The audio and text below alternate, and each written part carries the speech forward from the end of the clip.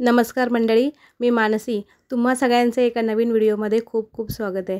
तर हल्ली मी mini blog जास्त करते आणि मोठे व्हिडिओ जास्त बनवत नाही. पण आता असं विचार केला आहे की मी सध्या घरीच आहे आणि माझं शूटिंगचं काम वगैरे पण सध्या कुठे होत नाही आहे. तर म्हटलं चला डेली व्लॉगिंग आपणही चालू करू, जे की मी आधी करायची. पण माझ्याकडून एक गोष्ट होत नाही डेली व्लॉगिंग म्हणजे ती म्हणजे कन्सिस्टन्सी मेंटेन करणं. म्हणून मी शॉर्ट व्हिडिओ रोज बनवते, पण मोठे व्हिडिओ बनवणं तेवढं शक्य होत नाही. कारण बरीच गोष्टी असतात, जरी मी घरी असले तरी बऱ्याच गोष्टी करत असते. जसं की आत्ता मी जाते स्विमिंगला.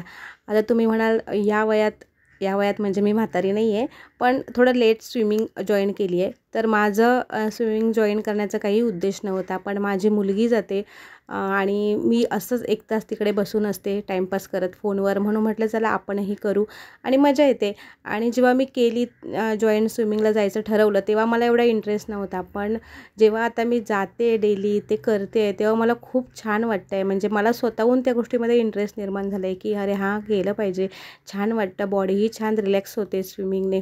तर मी थोडंसं तुम्हाला ते आमच्या स्विमिंग पूलचं दाखवलं. जेव्हा मी बोलत होती तेव्हा ते सगळं होतं. जिकडे मेन स्विमिंग पूल आहे तिकडे मोबाईल वगैरे अलाउड नाही आहे, शूटिंग अलाउड नाही आहे. कारण अर्थात इथे सगळ्या लेडीज स्विमिंग कॉस्ट्युमर असतात, त्याच्यामुळे मग तिकडे फोन वगैरे शूटिंग वगैरे करायला अजिबात अलाउड नाही आहे.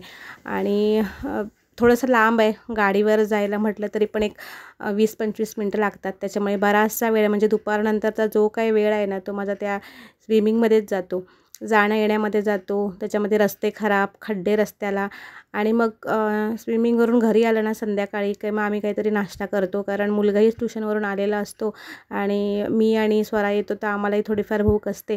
तर चहाचा टाईमही असतो, त्याच्यामुळे मग असं काहीतरी घरी खायला करतो. आणि संध्याकाळचं ना असं थोडंसं हेल्दी खाल्लं ना की छान वाटतं. म्हणजे असं थोडं बिस्किट किंवा टोस्ट बिस्किट बटर असं आपण खाल्ल्यापेक्षा जर असं काहीतरी खाल्लं ना तर पोटही चांगलं भरतं आणि मग मुलं जेवेपर्यंत अगदी नॉर्मल असतात.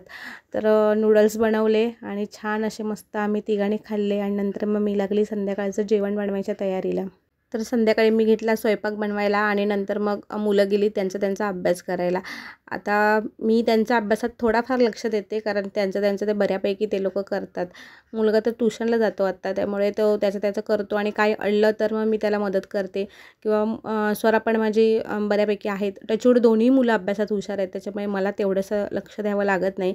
हां, पण ते लोक जेव्हा लहान होते तेव्हा मी प्रॉपर त्यांना घेऊन अभ्यासाला बसायची आणि मीच त्यांचं सगळं घ्यायची. आणि त्याच्यामुळे त्या दोन्ही मुलं थोडी सेल्फ स्टडीकडे त्यांचा भर जरा जास्त गेला आहे आणि त्यांचं छान ते लोक मॅनेज करतात.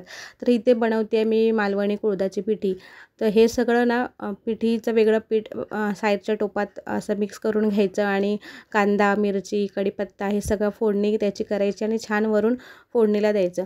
आता हे सगळं केलं आणि मला कोणाचा तरी फोन आला, मला वाटतं माझ्या आईचा फोन आला. तर मी बाहेर गेली आणि गॅस स्लो करायला मी विसरली आणि ते सगळं माझं गॅसवर ओतू गेलं. आणि ना ते पिठी ओतून जाण्यापेक्षा ना मला ते गॅस पुसायचं जास्त टेन्शन असतं. म्हणजे जेव्हा ह्या अशा गोष्टी होतात ना की जेवण गॅसवर पडतं, म्हणजे दूध सांडलं असे ना का, जेवण सांडलं असे ना का, किंवा काही सांडलं असे ना का, तर ते पुसायचं मला इतका कंटाळा येतो ना.